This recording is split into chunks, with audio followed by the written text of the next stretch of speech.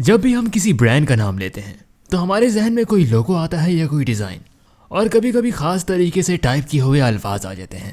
یہ باتیں کسی حد تک تو درست ہیں، لیکن کوئی بھی خوبصورت لوگو یا ڈیزائن کسی پروڈکٹ کو برانڈ نہیں بناتا۔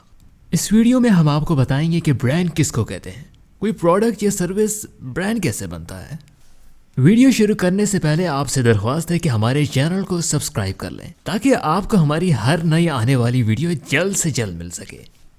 کچھ لوگ کہتے ہیں کہ ہم لوگو دیکھ کر کوئی پروڈکٹ خریدتے ہیں۔ وہ لوگو ایک علامت، ایک سمبل تو ہو سکتا ہے جو برانڈ کو ظاہر کرتا ہے، لیکن لوگو برانڈ نہیں ہوتا۔ کچھ لوگ کہتے ہیں اگر ایک پروڈکٹ خریدنے کے بعد ہم اسی کمپنی کی دوسری پروڈکٹ بھی خریدیں تو وہ کمپنی برانڈ بن جاتی ہے۔ یہ بات کسی حد تک درست ہے۔ کچھ لوگوں کے مطابق برانڈ ایک وعدہ ہے جو ایک کمپنی اپنے کسٹمرز کو بہتر سروسز دینے کے بارے میں پرومس کرتی ہے، اور یہی بات کسی کمپنی کو برانڈ بنانے میں بہت مدد دیتی ہے۔ لیکن سب سے اہم بات یہ ہے کہ کوئی بھی برانڈ اس کے کسٹمرز اور لوگوں پر امپریشن یعنی تاثر کا نام ہوتا ہے۔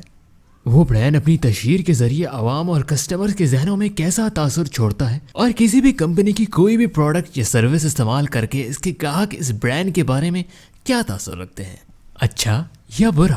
برانڈ کسی پروڈکٹ یا سروس یا کمپنی کے بارے میں کسٹمرز کے جذبات، احساسات اور اس کی سوچ کا نام ہے۔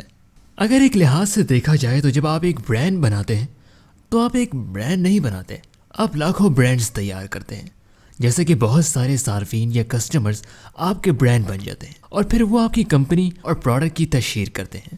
جب آپ کسی کمپنی کی پروڈکٹ یا سروس سے مطمئن ہوتے ہیں تو آپ اپنا تجربہ دوسروں کے ساتھ بھی شیئر کرتے ہیں۔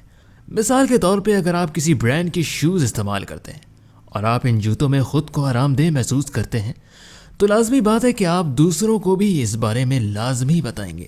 برانڈ بننے کے لیے یہ لازمی نہیں کہ آپ کے پاس برسوں پرانا کاروبار ہو، یا بہت زیادہ سرمایہ ہو، یا بہت بڑا نیٹ ورک ہو، یا بہت بڑا ڈسپلے سینٹر یا شو روم ہو۔ آپ اپنے چھوٹے کاروبار کو بھی برانڈ کے طور پہ متعارف کروا سکتے ہیں۔ جب آپ اپنی بہترین معیار کی پروڈکٹس تیار کر کے بیچتے ہیں اور کسٹمر کی ضروریات پوری کرتے ہیں، اگر آپ اپنے کاروبار میں ایمانداری اور مستقل مزاجی سے کوالٹی کا وہی معیار قائم رکھتے ہیں جس کا آپ اپنے کسٹمر سے وعدہ کرتے ہیں، اگر آپ اپنے کاروبار میں ہمیشہ اپنے گاہکوں کے ساتھ اخلاق سے پیش آتے ہیں اور ان کی رائے کا احترام اور ان کی شکایات کا برو وقت ازالہ کرتے ہیں، اور آپ کاروبار میں مستقل مزاجی کے ساتھ یہی رویہ اپناتے ہیں، تو آپ کے کسٹمرز آپ کے اخلاق اور معیار سے مطمئن ہو کر دوسروں کو بھی آپ کے کاروبار کے بارے میں بتاتے ہیں اور دوسروں کو آپ کے ساتھ کام کرنے کی ترغیب دیتے ہیں، اور یوں آپ کی اور آپ کے کاروبار کی بلا معاوضہ تشہیر ہو جاتی ہے۔